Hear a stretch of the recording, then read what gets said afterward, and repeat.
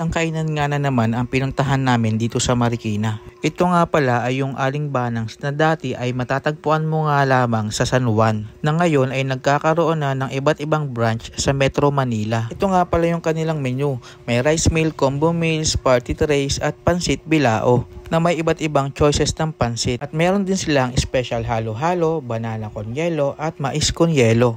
Dito nga sila matatagpuan sa A. Bonifacio sa Marikina, na kapag papunta ka ng Riverbanks ay nasa gawing kaliwa lang sila.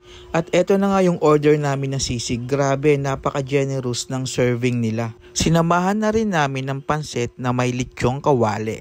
Napaka-solid talaga ng serving nila, lalong-lalo na sa lechong kawali. Napaka-generous talaga ng serving.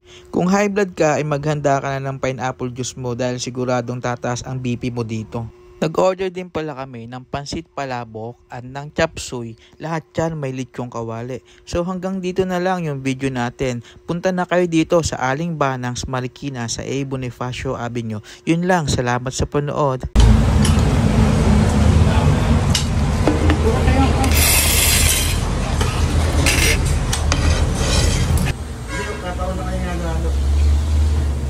Pwede na siguro yun. Antay! Ano pwede ipalit dun sa pang-stop?